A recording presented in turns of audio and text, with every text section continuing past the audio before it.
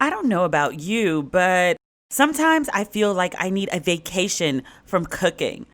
When the heat rises, I'm looking for ways to do the least. That's why lately I've been skipping out on meal prep and keeping things easy with Daily Harvest. Daily Harvest is helping me beat the heat with their refreshing smoothies and delicious scoops, their new plant-based ice cream. I can't wait to try the vanilla and salted swirled black sesame. It looks so good and sounds so amazing. Keep it simple this summer with Daily Harvest. Go to dailyharvest.com and enter promo code RESPECTABLE to get $25 off your first box. That's promo code RESPECTABLE for $25 off your first box at dailyharvest.com. dailyharvest.com. As folks adapt to this changing world, we are all going to be buying more stuff online than ever before. If you're an e-commerce seller, are you ready to meet the demands of our new delivery culture? Be ready with ShipStation. I love working with ShipStation. In my experience, it's the fastest, easiest, and most affordable way to manage and ship my orders. Just a few clicks, and I'm managing everything, printing out labels, and getting my product to happy customers. And right now, Ratchet and Respectable listeners can try ShipStation free for 60 days when you use offer code RESPECT. Make sure your business is ready to meet the demands of delivery culture. Get started at ShipStation.com today. Click on the microphone at the top of the homepage and type in RESPECT. That's ShipStation.com, then enter offer code RESPECT. ShipStation.com. Make ship happen.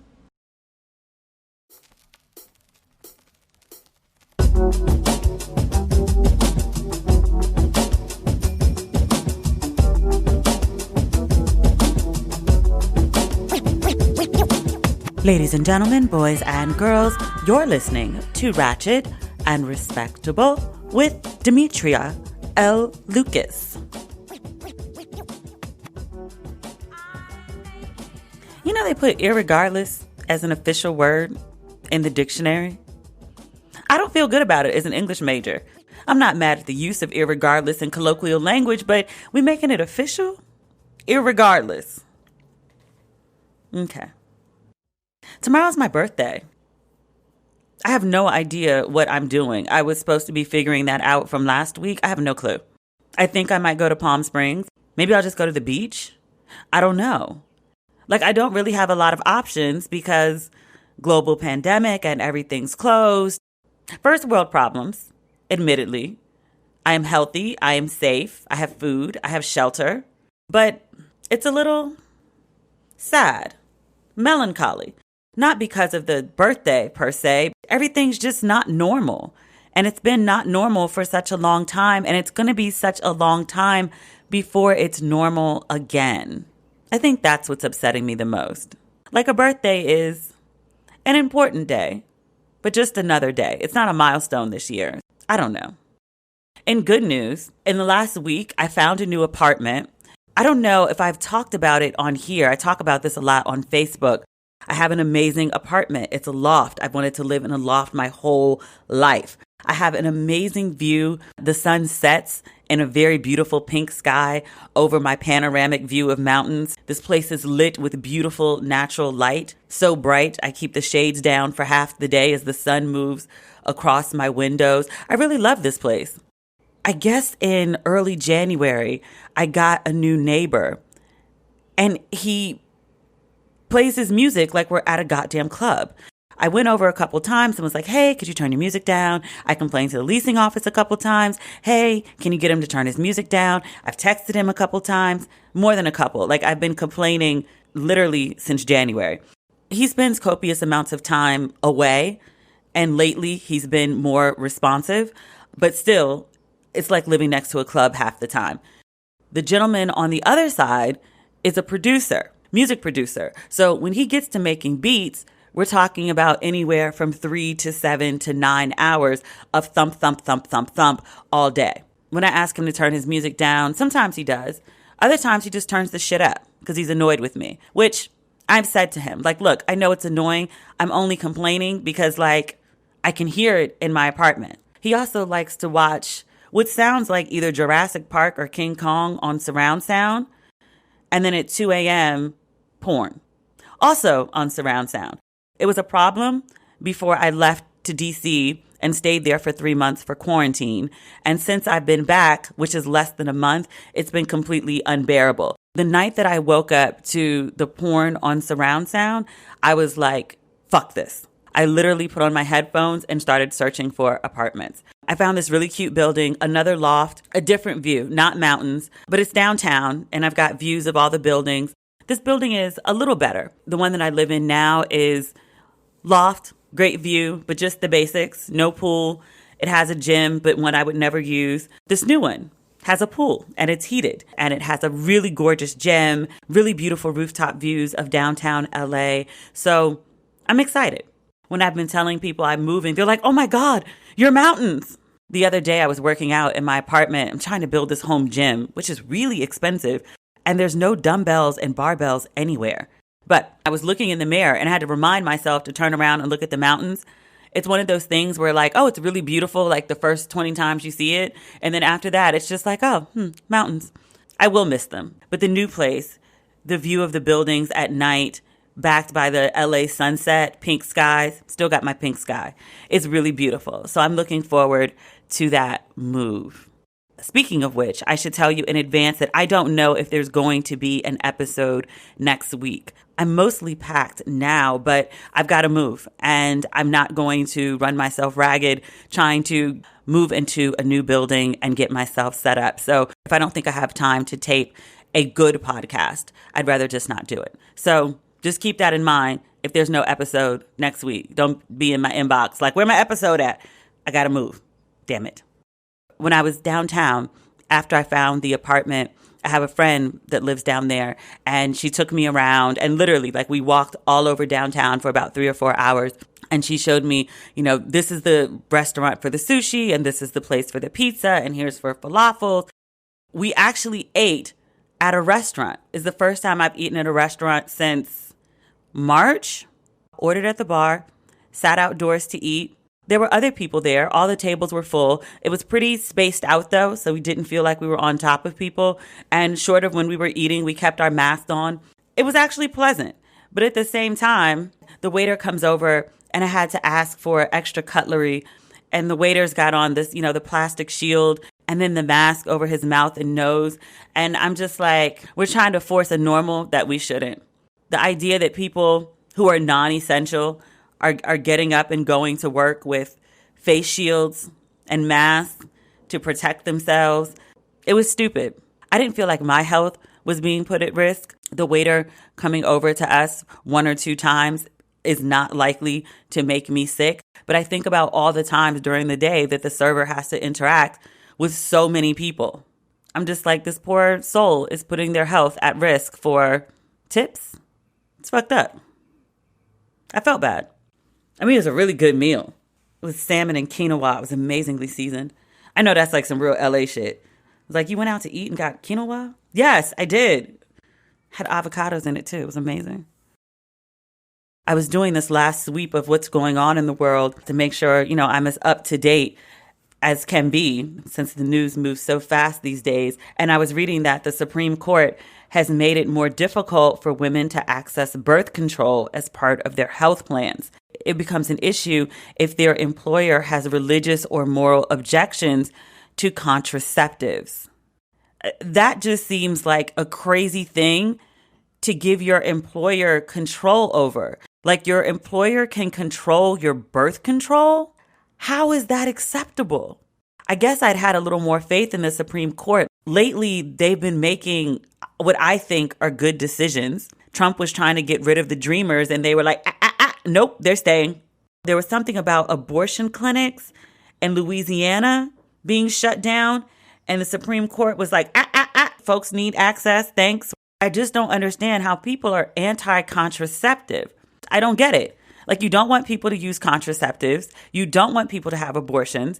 And then when these women are forced to have these children that they either fundamentally do not want to care for or fundamentally can't care for, if they don't have the means, financial, emotional, psychological, mental, physical, otherwise, that then you don't want to provide help for them.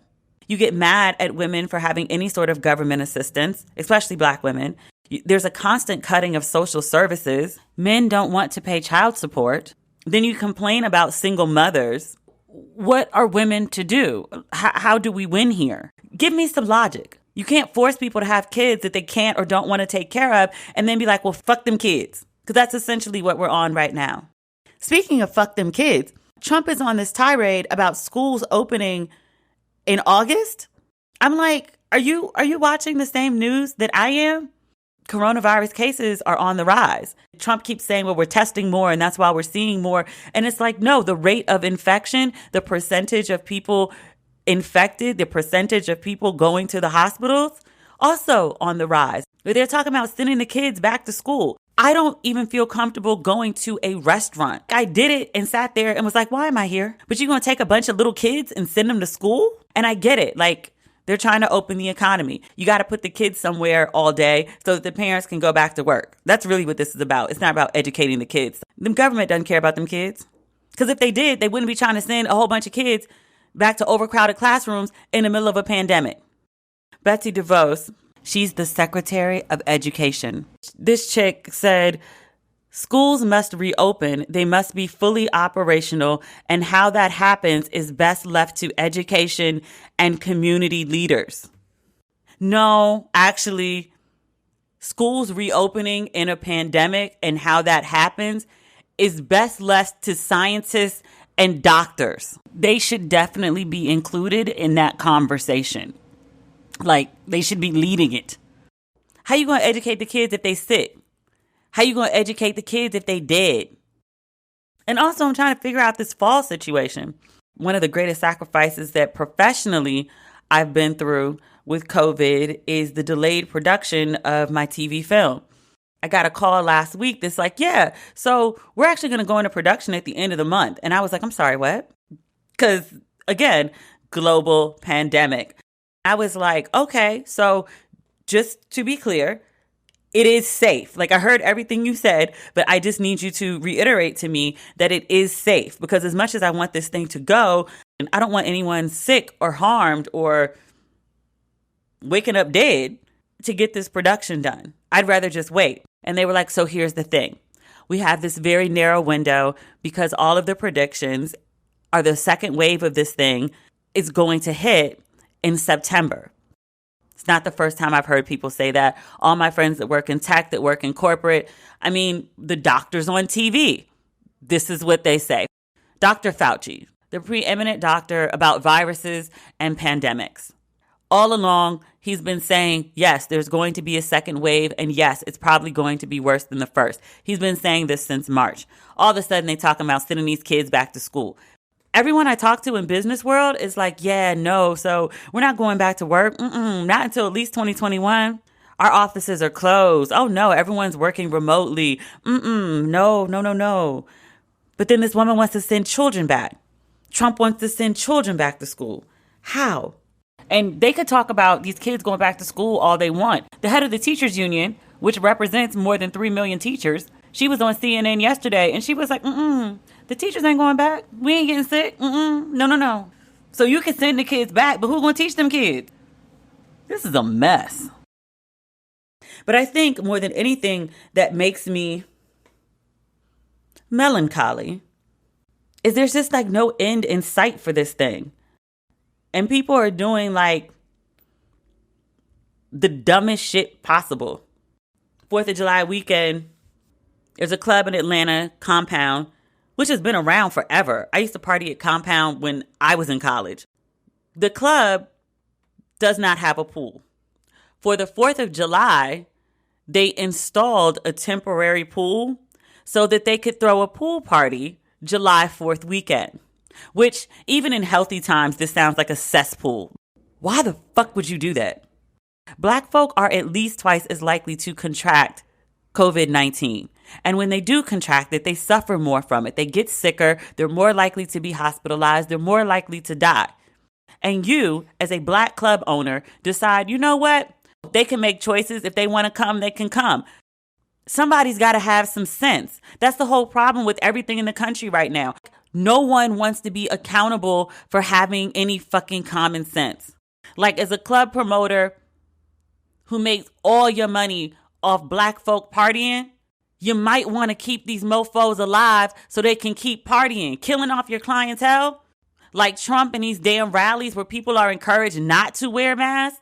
Killing off your clientele is a bad fucking business model. Killing off your constituency, making them super sick, bad re-election strategy. But everyone's just like, well, we gave them the choice. They can do what they want. They didn't have to come. It's not my fault. No one wants to take accountability for shit. And that's how you end up with like 130,000 people dead, 131,000. People just die and die and die. And we just act like this shit is normal. That's 130,000 people that did not have to die. 2 Superdomes of mofos dead. For what? No one wants to listen to the CDC or doctors or scientists. Even after we watch what happened in Italy, we're like, oh, that'll never happen here. And then it did. It happened in New York. It was actually even worse. People were like, no, we want to open up the economy, the economy, the economy. Fuck them people, the economy.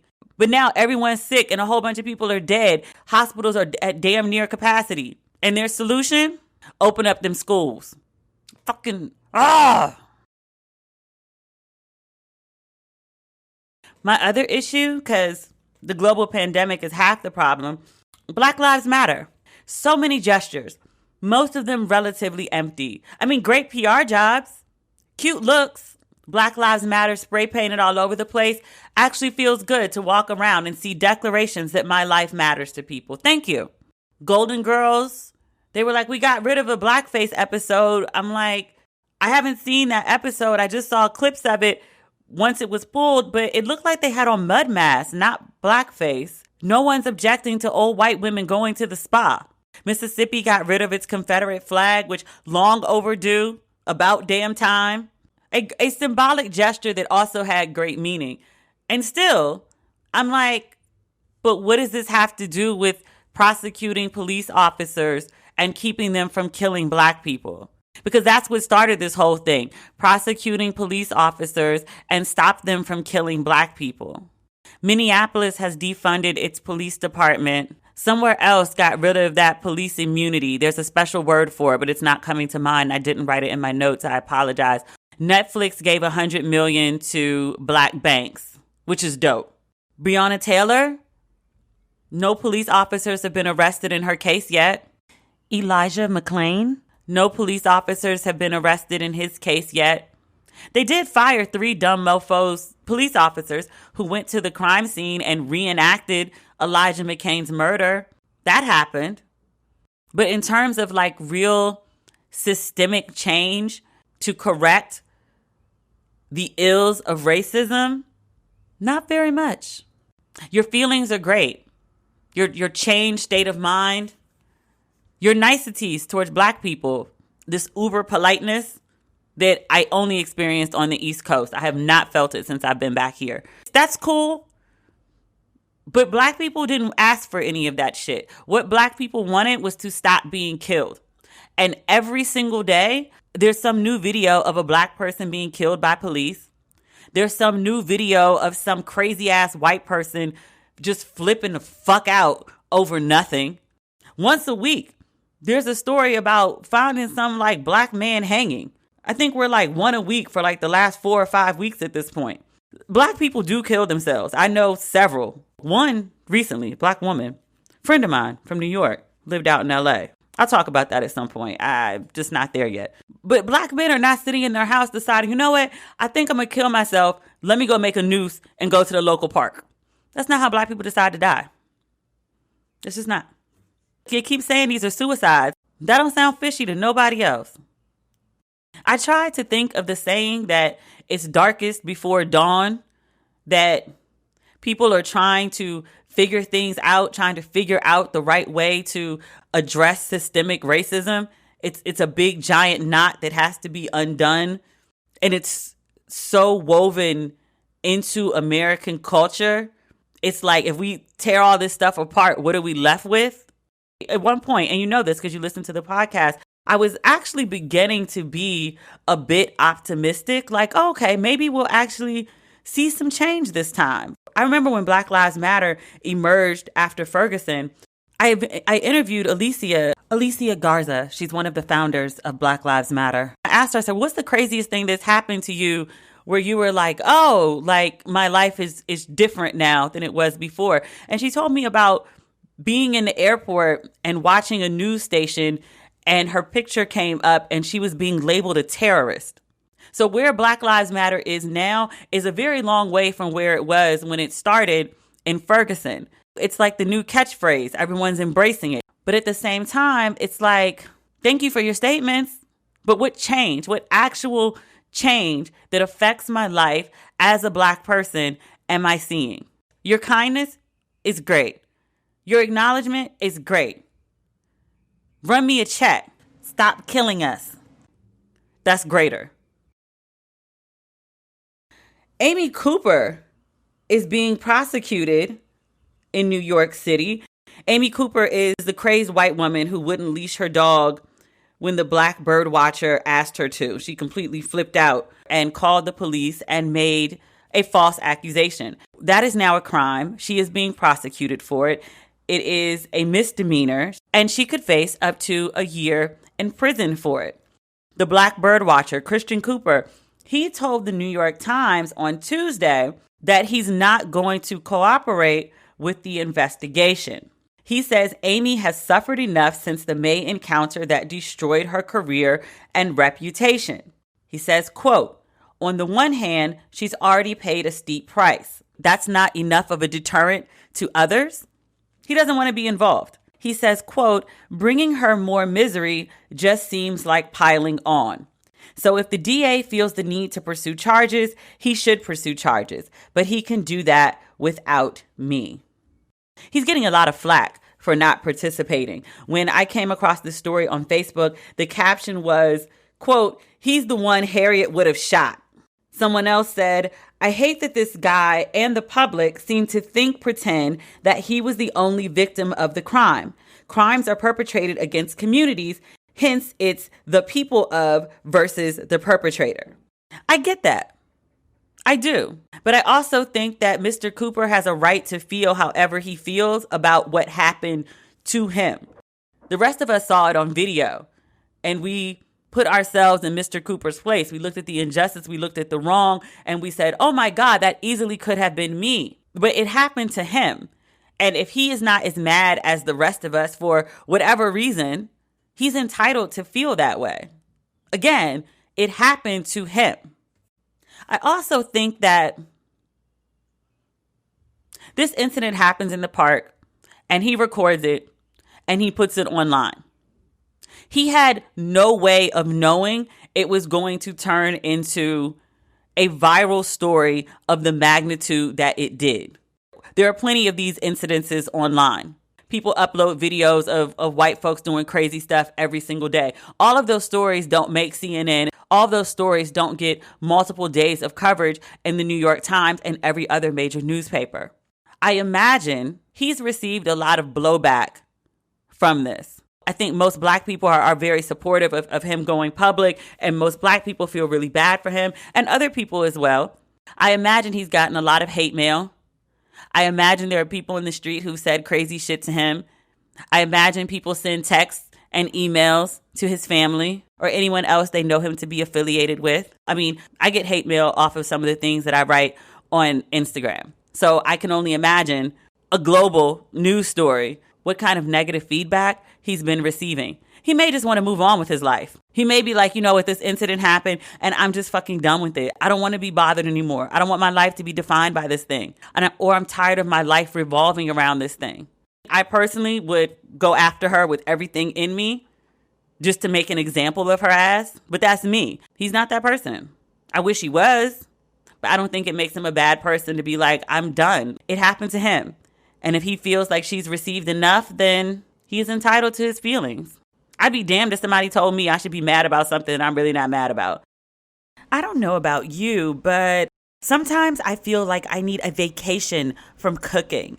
When the heat rises, I'm looking for ways to do the least. That's why lately I've been skipping out on meal prep and keeping things easy with Daily Harvest. Daily Harvest is helping me beat the heat with their refreshing smoothies and delicious scoops, their new plant-based ice cream. Scoops are free of additives, preservatives, and fillers because they're made with whole, nourishing, organic ingredients like black sesame, coconut cream, and dragon fruit. And they have 4 amazing flavors. I can't wait to try the vanilla and salted swirled black sesame. It looks so good and sounds so amazing. Eating clean food with Daily Harvest is easy and effortless, whether you're having a night at home or need a quick bite on the go. Keep it simple this summer with Daily Harvest. Go to dailyharvest.com and enter promo code RESPECTABLE to get $25 off your first box. That's promo code RESPECTABLE for $25 off your first box at dailyharvest.com. dailyharvest.com. As folks adapt to this changing world, we are all going to be buying more stuff online than ever before. If you're an e-commerce seller, are you ready to meet the demands of our new delivery culture? Be ready with ShipStation. I love working with ShipStation. In my experience, it's the fastest, easiest, and most affordable way to manage and ship my orders. Just a few clicks, and I'm managing everything, printing out labels, and getting my product to happy customers. It's really easy to manage from any device, even your cell phone. No wonder ShipStation is the #1 choice of online sellers.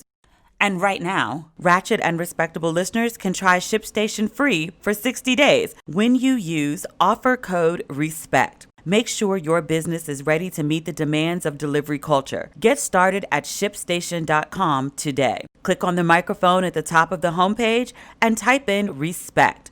That's ShipStation.com, then enter offer code RESPECT. ShipStation.com. Make ship happen. I was thinking recently about why so many people won't wear a mask. I was on the phone with my friend the other day, and she was like, why won't these mofos wear masks in the middle of a pandemic? Like, what is the issue? So we toyed around with ideas, and we're like, well, okay, it's been politicized. Some men may think like it's not manly. I want to say, was it Dick Cheney who was like, real men wear masks? And I was like, really? We have to appeal to men's masculinity to get them to wear masks during a pandemic? I've heard the Fox News contingent talk about it's their constitutional right not to. But I was really trying to get to like what is the underlying issue with the mask? But because it has to be more than constitutional. It has to be more than emasculating. There has to be something like fundamentally that people feel like, I will not wear a mask. I will not protect myself during a global pandemic. I asked about it on Facebook because y'all are really smart. Just so many thought leaders among us. Like, having this platform is like the best networking ever. So I threw out, I was like, so what do we think the core issue is with the mask? This one woman wrote in, she's actually in tech, she's smart as hell. And she was like, I think it boils down to who is more likely to get infected. If you think about this pandemic, white people were really like, oh my gosh, there's a pandemic, until they found out that Black and brown communities were disproportionately affected. And then they were like, oh, fuck this. The New York Times had to sue the CDC to get the racial data on who was most affected or who was being infected by coronavirus, right? The findings say that minorities are 2 times more likely than others to be infected. And so the woman I was speaking to, she theorized that the white folks who won't wear masks essentially don't feel like they can get it, don't feel like if they do get it, they're likely to get very sick or to die from it. And so why should they be inconvenienced? The idea that they should be inconvenienced to protect people of color, not worth it to them. Like, if you die, you die. Which I was like, that's fucked up. But I think that's probably right. Someone else sent me this really good opinion piece on Medium. This woman, her name is Jessica Peterson White. She's an owner of a bookstore, and she was talking about her experience in retail. And I'm going to read you a chunk of what she said because I could paraphrase it, but she says it so much better. She says one of the reasons that white folks, specifically white people, are adverse to wearing masks, quote, it's because one of the cornerstones of whiteness, one of its defining characteristics, is the entitlement to be as you are, as you wish to be in public spaces. People of color are not shocked to learn in the time of COVID-19 that they must comply with someone else's rules that might seem arbitrary or unimportant to them personally in order to be allowed to participate in public spaces and community life. That is a normal condition of life for people of color and especially Black people.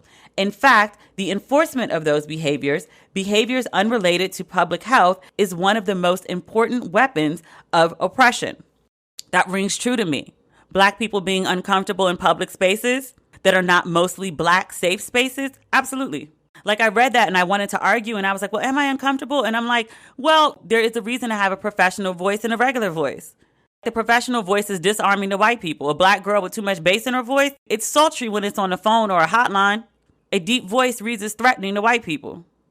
It's not something I'm really conscious of that I do, but I do it. I remember the first time I was called out about it. I was going to the mall with a friend and her little brother was with us. And we were in the car talking. He was like playing his little video game in the back seat, not thinking about us. We go in the store, we're in the dressing room, and I'm talking to my friend, regular voice, and I had to ask for like another size. He was like, why do you change your voice like that? And I was like, what? And he was like, sometimes you talk like a deep voice, and then sometimes you talk with like a white voice. And I was like, oh shit. But it's something I do, and I think most Black people do pretty unconsciously. We wear the veil.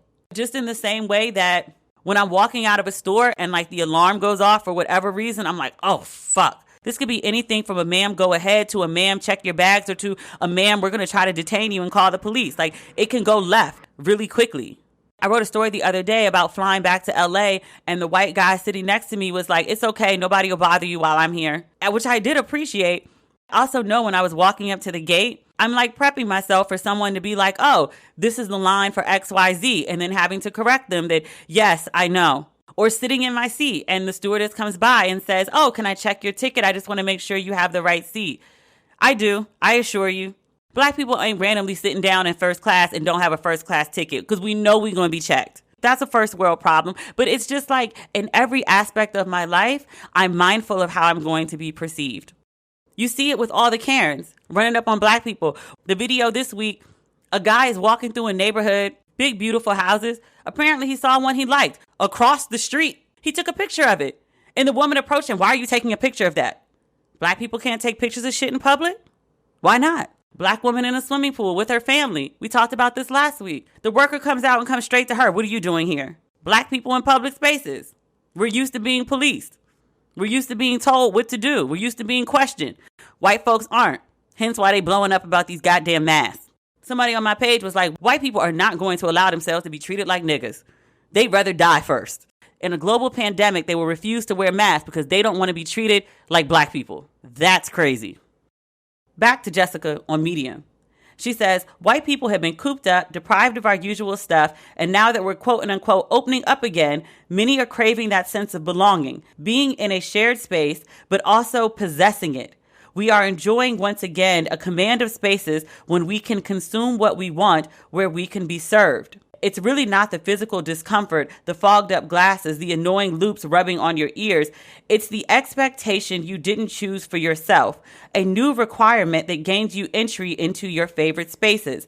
The one where you are treated as a welcome guest, where the customer is always right, and where the needs of those serving you are never, ever brought to your attention.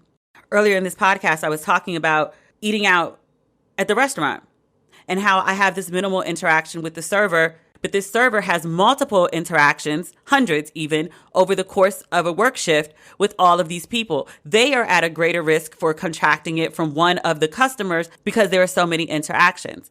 Going into a store requiring a mask, it's about the other people in the store, and it's also about the people that work there because of their frequent interactions. Wearing a mask is not about the individual, it's about the community. And the idea that you would be inconvenienced, that you would have to smell your own hot ass breath, that you would be told what to do instead of catered to by a bunch of people that you think are beneath you, either because of race or because of class, because they're in the service industry, infuriates people. It doesn't cater to their sense of entitlement. It doesn't confirm who they think they are. This virus, as much as it disproportionately affects certain communities, it has the ability to infect anyone. No one is immune from it, and you don't know how your body will react to it until you get it. Members of the same family, some people can be asymptomatic, some people end up on ventilators, some people end up dead. It's messed up. But it's a goddamn shame that so many people are willing to risk their own lives and the lives of others just so they can feel superior. It's stupid. On July 4th, Kanye West announced that he was running for president of the United States. Jamie Foxx had a great reaction, and I'm going to paraphrase it, but he did use the word shenanigans. But he was like, basically, we got too much going on for these shenanigans right now. This is a distraction. There's a global pandemic. There's a nationwide uprising over dead black bodies left and right. And this is the time that you want to do this foolishness because you didn't get enough hugs and you refuse to take your meds. So Kanye makes this announcement and people freak out. They say this is a plot by Kanye and Trump to split the black vote with Biden. And I was like, you really think black folks is going to vote in any significant numbers for Kanye West? Has he even filed? Which April Ryan answered that and was like, no, there is no FEC filing. Kanye West is just saying shit on the internet. He is not actually trying to run for president. Nonetheless, because he as a person is a walking global brand, and apparently Forbes website needs the hits, they wrote an extensive article about Kanye West. He did a series of interviews with a reporter from Forbes. It's described as, quote, over the course of 4 rambling hours of interviews on Tuesday. Forbes uses the word revealed, but I don't think most of this is revelation. I'll read you some of this shit. And I'll also say this is beneath Forbes to run. Forbes is a serious, respected publication. In recent years, they've been trying to be more inclusive, which is honorable. But this giving all this room to Kanye and this fucking rant, it's beneath Forbes. You can do better. This is TMZ shit. TMZ got a lane. They do very well in it. Forbes is not TMZ. Stop this shit. Don't do this again. I'm going to tell you the quotes from Forbes, and so you'll understand why I'm saying this. Kanye did this interview, and he says he's running for president in 2020 under a new banner, the birthday party. The Democratic Party, the Republican Party, the Tea Party, the birthday party. He says he no longer supports President Trump. He's taking his red hat off. He says he's okay with siphoning off black votes from the Democratic nominee, thus helping Trump. He says, quote, to say that the black vote is Democratic is a form of racism and white supremacy. That's actually a decent point. Kanye has never voted in his life, which I did know. Kanye says he had COVID in February. I did not know. He says he's suspicious of the coronavirus vaccine, terming vaccines, quote, the mark of the beast. I am too suspicious of vaccines. I do not think they are the mark of the beast. Kanye goes on some rant in the article to talk about vaccines are infecting you with the devil, and then you can't be godly if you have the devil inside you. Like, dude needs his meds. I'm not saying that to be mean. I'm not saying that to be whatever phobic it is when you speak about people that have mental issues. Far be it from me to judge others. This ain't a right mind speaking. Kanye apparently is pro-life. He believes, quote, Planned Parenthoods have been placed inside cities by white supremacists to do the devil's work. I disagree with that. I explained why earlier in the episode. I won't belabor it here. Kanye envisions a White House organizational model based on the secret country of Wakanda in Black Panther. Okay, I make constant references to Wakanda. I do so as a joke. Wakanda is not a secret country. It is fictional. It's a fictional country. Oh my God. Oh my God. This is Forbes. Wakanda is not real. Wakanda is not real. Wakanda is not real. That said, I'm not mad at the organizational model. Like technically a king, but a circle of elders to advise the king, and a rational king such as T'Challa takes the good advice into consideration and makes a rational decision. Not bad. It worked well when the king had sense.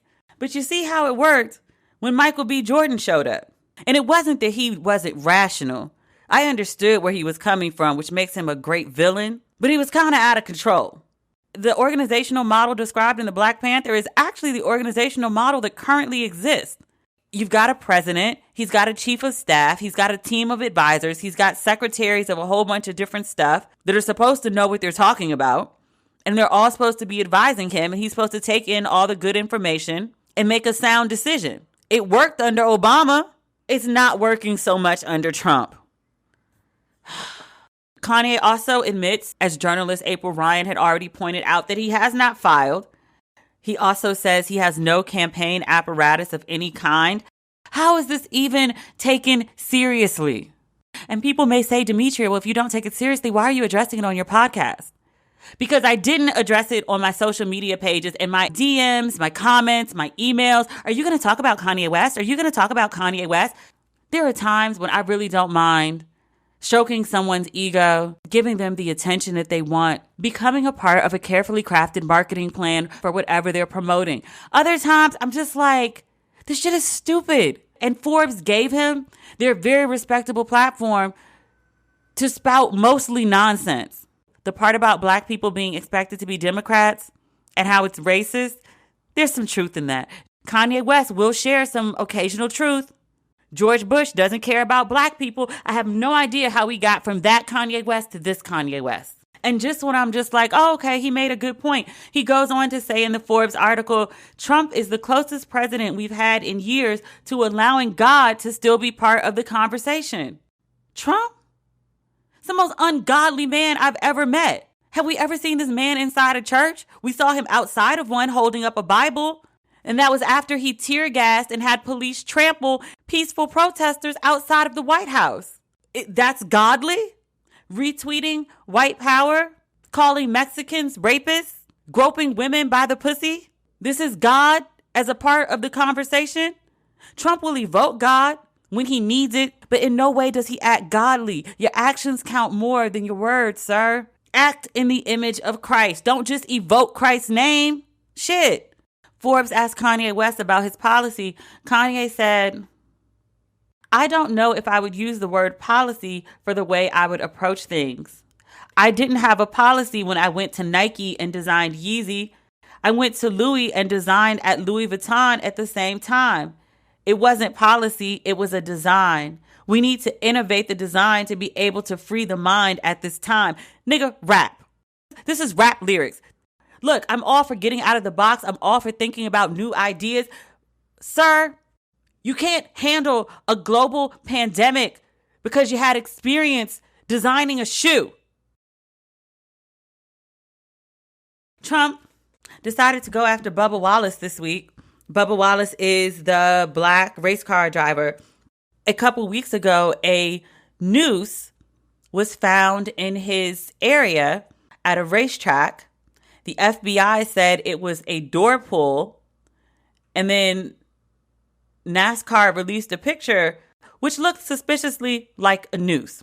When the FBI says, hey, this isn't a noose, it's a door pull, Bubba Wallace goes on CNN. He goes to a bunch of different platforms, and he takes accountability. He's like, hey, I didn't discover this. NASCAR brought it to my attention. I shared the discovery with people. But I didn't make this up. This is not a hoax. I'm actually glad that it wasn't what we thought it was. I love the way that NASCAR handled this and the way NASCAR is supporting me. I think this is an example of how these sorts of incidences can be handled going forward. Thank you to NASCAR for your support. This is what it is. He's been transparent. He's been gracious. He's been frustrated, but he's managed not to flip out. Across the board, he has consistently behaved like a stand-up dude. And Trump comes for him on Monday. He gets on Twitter demanding that Wallace apologize to his fellow NASCAR drivers and officials and accused Wallace of perpetrating a hoax. It's clearly not a hoax. Clearly not a hoax. NASCAR has explained how this whole situation happened, clearing Bubba. Bubba has explained how this whole situation happened. NASCAR brought it to me. This wasn't me making this up. This is not a Juicy Smouye situation. Immediately following Trump's tweet, because, again, Bubba is a stand-up dude, he goes on Twitter and his response is, always deal with hate being thrown at you with love, even when it's hate from the President of the United States. Which, I'm a life coach by training. Technically, I should be above petty shit. And sometimes when people ask me questions, or when they used to, because I don't answer them anymore, But sometimes when people used to ask me questions, I would be like, so do you want my life coach answer or do you want my real world answer? Because sometimes there's not one and the same. Sometimes you can, when they go low, we go high. Sometimes you can Michelle Obama it. And sometimes you just have to get in the gutter with folks because that's all they understand. Sometimes you got to match crazy with crazy. I think Bubba handled this well, though, because Trump has nothing to lose. He's reckless. He's racist. He's a bigot. He's sexist. He assaults women. Like, he doesn't give a fuck. He's at the pinnacle of his career as is. He's running for a re-election that he may or may not win. He just seems very determined to go down in flames and take as many people as he can with him. Bubba, however, is on the come up and he has goodwill with him. So his response about respond with love is a good PR take. I think it was the appropriate response. I think when arguing with Trump, as much as I can like to embrace a good petty moment, arguing with Trump is one of those situations like Jay-Z described, like when you argue with a fool, people from a distance can't tell who is who. So to go back and forth with Trump, I mean, he could have gave him a good one-liner. Nancy Pelosi likes to do so. Auntie Maxine, she likes to get at him too. No love has been lost for either of them by calling a spade when it comes to Trump. Bubba Wallace could have done that. He chose to do something else. Probably wouldn't have been my approach, but I like it. He's also a media darling right now. Since the beginning of Black Lives Matter and NASCAR getting rid of the Confederate flag, and even this non-noose situation, because it looked like a noose. The FBI was like, no, it's for the doors. And I was like, but it looks like a noose. I mean, perhaps there are other uses for nooses that I'm not aware of, but it looked like a goddamn noose. I say all that to say, Bubba Wallace just got an endorsement with Apple and Beats. So I was thinking about this, and I was like, if Bubba plays his cards right, he could totally Tiger Woods this situation. Nice looking guy, top of his game, a black guy leading in a sport for white folks. Actually, let me not say that, because a lot of black people do like NASCAR. A lot. All of Tiger Woods' old endorsements, they could kind of transfer over to Bubba. If Bubba can keep his penis in his pants, he'll do all right for himself. Tiger Woods and that lack of dick control just ruined his life. I mean, I guess he did bounce back professionally, but image-wise, he never bounced back from being a hoe. Bubba went on CNN. Was it Tuesday?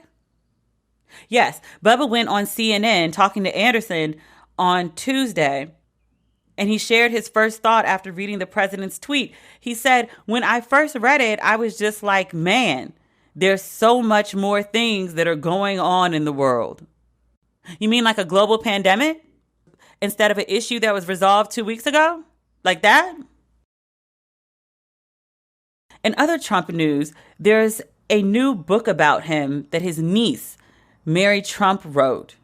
Too Much and Never Enough, How My Family Created the World's Most Dangerous Man. If you've been following the news, you know that there was a court order at one point to stop the publication of the book, and the publisher released the book 2 weeks early. CNN has been talking about this book nearly nonstop for the last couple of days. It's trite, soap opera-esque drama about the Trump family, about Donald Trump's relationship with his father. Basically, he's been a seedy, socially awkward, deceptive, emotionally unavailable, and dysfunctional human being all of his life, and it stems back to his messed up relationship with his dad. There's all sorts of tawdry accusations from Trump don't have the truth in him. He cheats constantly. He cheated on his SATs, blah, blah, blah. It's just a lot of salacious details to basically confirm what I already thought about him. Yeah. I mean, how many people are going to write books about how terrible he is? I don't need to read a 300-page book to confirm what is confirmed every time he opens his mouth or tweets. 140 characters. I know he ain't shit. I don't really need to read a 300-page book from a family member. I mean, thank you for the context. It's nice to know that I was correct, but I already knew I was. Wow. You remember last week I was all excited to see Hamilton? So the day after it came out, pulled the shades down, curled up on the couch, turned the TV on, all excited to dig in. How do I say this? I didn't love it. I didn't like it. I have been pressed for years to see Hamilton. Years. I would have been pissed if I paid premium to see Hamilton. Now, I will say this. I like all the working black folks.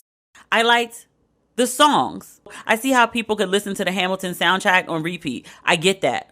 And I will admit that seeing Hamilton on stage versus seeing it on TV is, without doubt, an entirely different experience. And had I gone to the theater, I may have enjoyed it slightly more. But watching it on my big ass TV, I couldn't finish it. It's 2.5 hours. When it got to the intermission, I thought it was over. And I was like, whew, well, got through that. And then I was like, wait, intermission? There's more? So I watched as much as I could tolerate, but I finally turned it off with 40 minutes to go. Like, I was like, I can't. And I will also say that I think one of my issues with it is timing and context. Hamilton came out during the Obama years, and we were a lot less jaded and a lot more hopeful then. It's not lost on me that this Hamilton debut is happening now. Many of the forefathers who are featured in this show are people who have monuments made of them that we're currently trying to tear down. Because the monuments that are coming down are not just members of the Confederacy. They're also other people who were considered enlightened, who enslaved people and did despicable shit. Seeing a bunch of black and brown people portraying people who would have enslaved them, I was happy black actors got work. I like the songs. I will probably never finish that thing. And I'm definitely not paying to go see it on Broadway. I respect folks who love it. And I'm tempering my words here because I didn't think it was bad. So, like, I don't want to insult people who like it, but no, I could not. Last but not least, we need to speak about Lil Wayne and 50 Cent. Briefly, because I don't really want to give these mofos too much of my time either. Lil Wayne has a radio show, and his guest for the week was 50 Cent. They're having this conversation, and 50 starts talking about how black women get upset with him for dating, quote, exotic women. Exotic, like the women are cars. Okay. So he says that shit, referring to women, looks a lot different from the shit, i.e. women, you see in the neighborhood all the time. That shit looked like it came off a boat. Something you can't just get. But they, black women, get angry. How did you end up with this motherfucker? I'm like, huh? My instincts always make me defensive. So I look at it like, look at this angry black motherfucker. Get the fuck out of here, trying to fuck up the whole vibe. Wayne, who has at least one daughter, not only laughed along with 50, he verbally co-signed his statement. Neither one of these men actually like women. Fucking them, perhaps. But just that shit to refer to a woman, black motherfucker to refer to a woman. Sir, you have a black grandmother.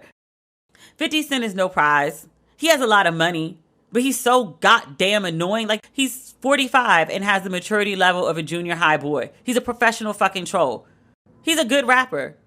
Power was a great show. He's an okay actor.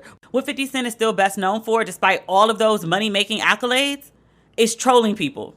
And in all my conversations since when 50 Cent first popped on the scene, I've never once sat in a room with black women talking about, ooh, that 50 Cent, he could get it. His body was dope in the first video, hanging upside down.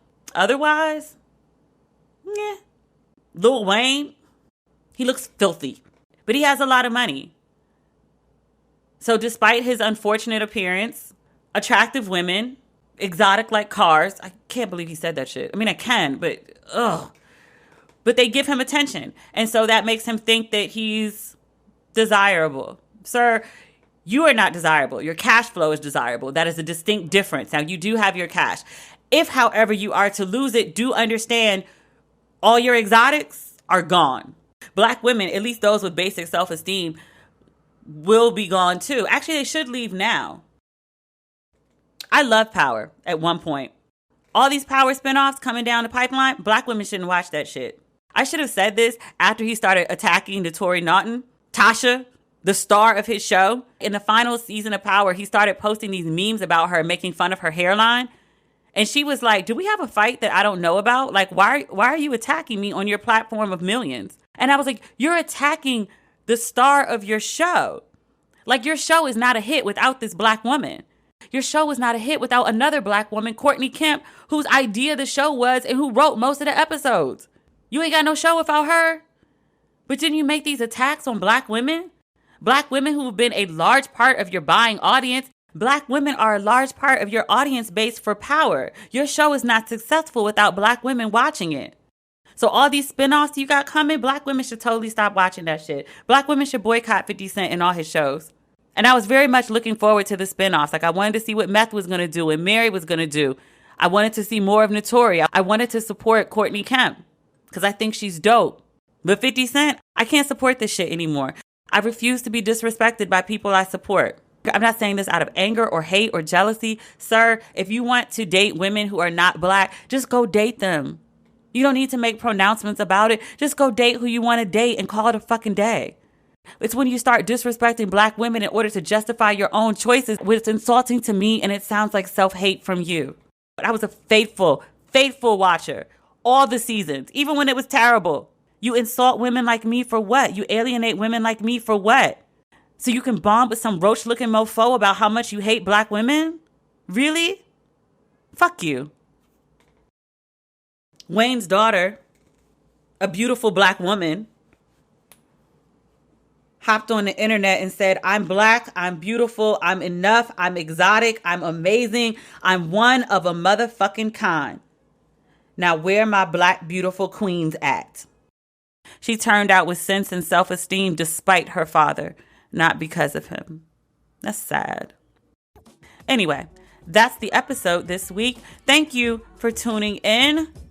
We'll talk next week's iffy, but definitely the week after that. Wait, hold up, pause, time out, flag on the play. We are not done. This would be the podcast equivalent of breaking news.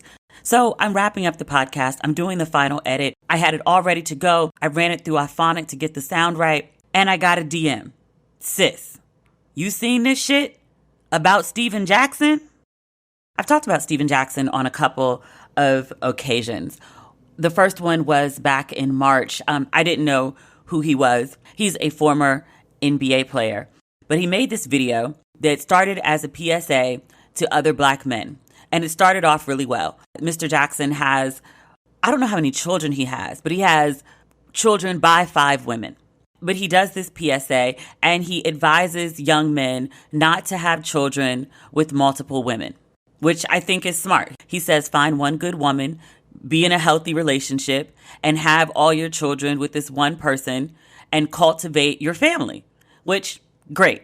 He said that of the 5 women he has children with, 3 he wishes he never met. And he goes on this rant about bitter baby mamas and bitter black women. I'm going to play you the clip. Having kids by multiple women can destroy your life, bro. Because a bitter baby mama ruins black men just as much as the police or just as much as anybody. Okay? They won't say that. And of course, women won't say that because it's majority of them.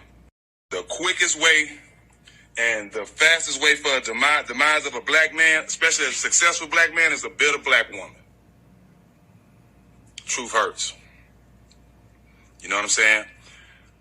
Brothers that's out here that ain't getting in trouble, that ain't selling drugs, what's ruining their lives? Opportunity and bitter black women. And that's just the truth. If you ain't doing nothing wrong, you ain't dealing with the police. So what else is ruining you? Opportunity and bitter black women. He uploaded this video in March, and I wrote about it on my Instagram page. I believe I talked about it on my podcast. And I also interviewed one of his children's mothers. She and Mr. Jackson have not been in a relationship in over a decade. She was like, I'm definitely not bitter. That relationship was really hard on me. A lot of crazy things happened. She detailed some of them, not too salacious because that's not what the interview was about. We actually talked about how she was not bitter after some of the things that she experienced in that relationship. And so I talked about him there. George Floyd was killed in Minneapolis in May. And Stephen Jackson says that he was a friend of George Floyd. There was a picture of them that was circulating on all the news channels. He spoke up very vocally about George Floyd's death. He was very present on all of the news shows talking about George Floyd, tons of interviews, talked about it a lot on his social media. He either positioned himself or he was positioned as a social activist. Very, very vocal about George Floyd, who he called his twin. I thought it was interesting that Al Sharpton always made a point to point out the celebrities who were in attendance. Like Tyrese was there, Jamie Foxx was there, Tiffany Haddish was there, I'll Be Sure was there. All of those people got, for lack of a better word, shout outs. But Stephen Jackson was never mentioned. I'm like, but you're his brother, you're his twin. If you turned on CNN, you would see Stephen Jackson every night talking about George Floyd and their relationship, but he was never mentioned at any of the memorials and the funerals. I thought that was odd. I asked, genuine question, why he was being seemingly sidelined by the family. I personally think he's sketchy, and I'm biased because I am a Black woman.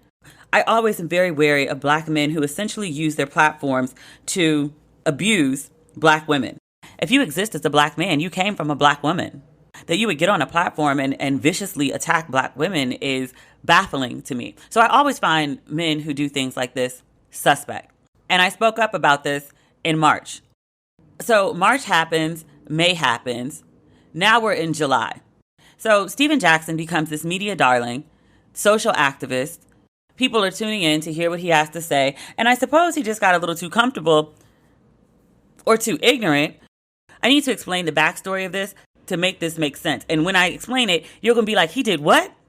So Deshaun Jackson is a wide receiver for the Philadelphia Eagles. Deshaun Jackson and Stephen Jackson are not related. They just happen to have the same last name.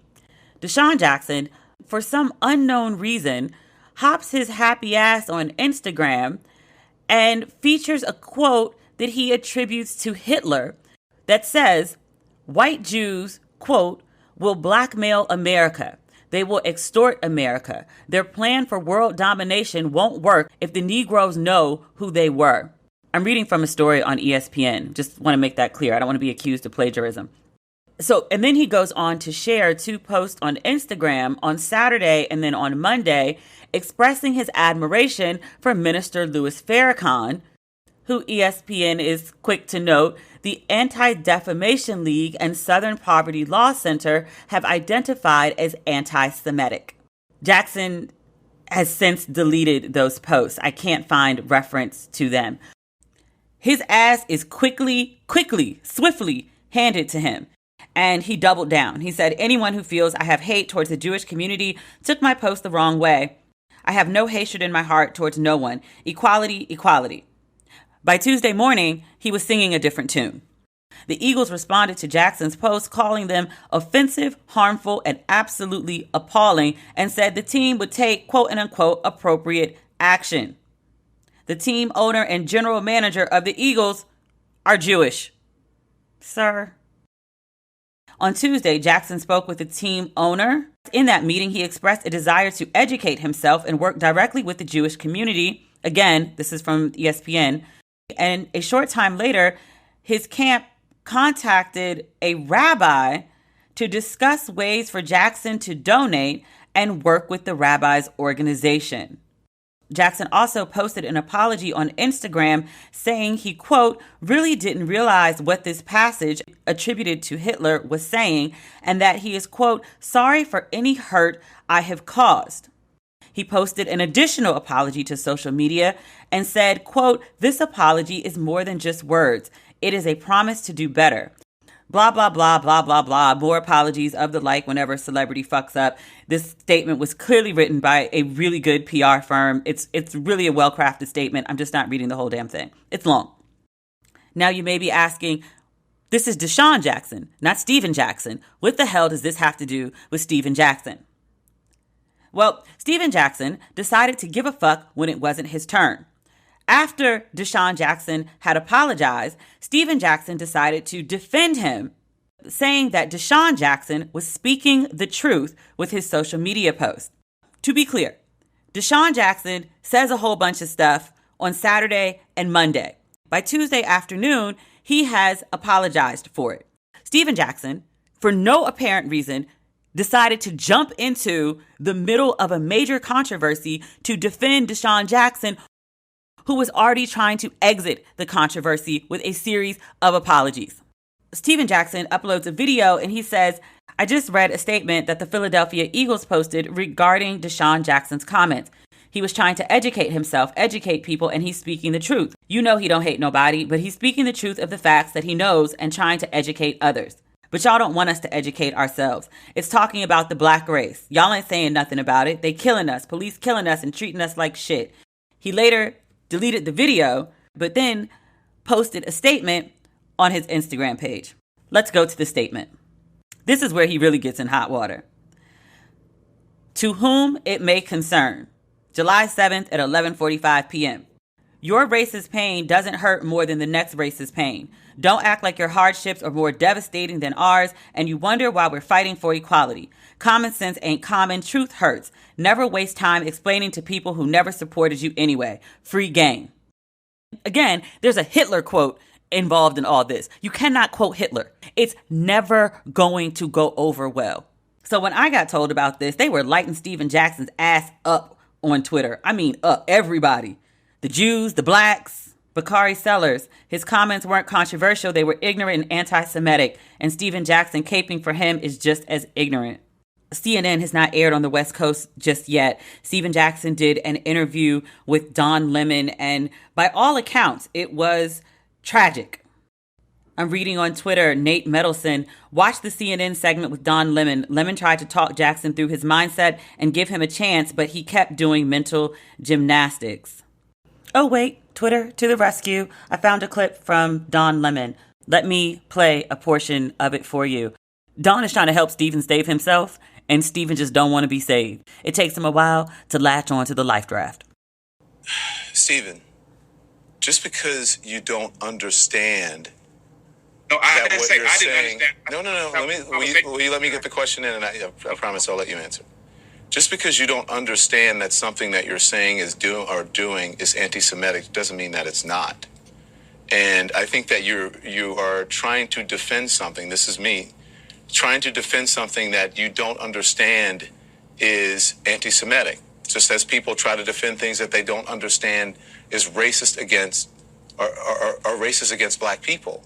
And so should you, instead of defending this so much, shouldn't you be trying to understand, as you want others to understand what happened to George Floyd and Black Lives Matter and racism against black people, shouldn't you be trying to understand why Jewish people are offended and many others who are allies of Jewish people like me who are offended by and see what see what you don't understand about what you're saying about the Rothschilds and that trope about Jewish people and controlling the banks. Do you understand what I'm saying?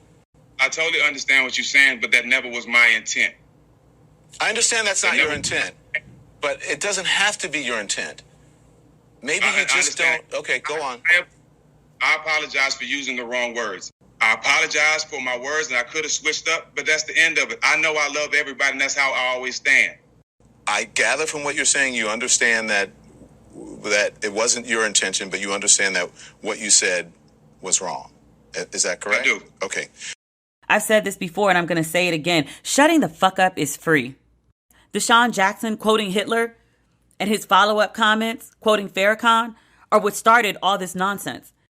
Deshaun Jackson has apologized and exited the building. Mr. Jackson, he's the one getting his ass lit up right now for jumping in some shit that was none of his concern. Caping for a mofo who is nowhere to be found. He made the mess. He left the mess. You sitting in the mess, sir. Hope you find your way out of this one, and good luck on keeping that Showtime contract. May you have the week you deserve.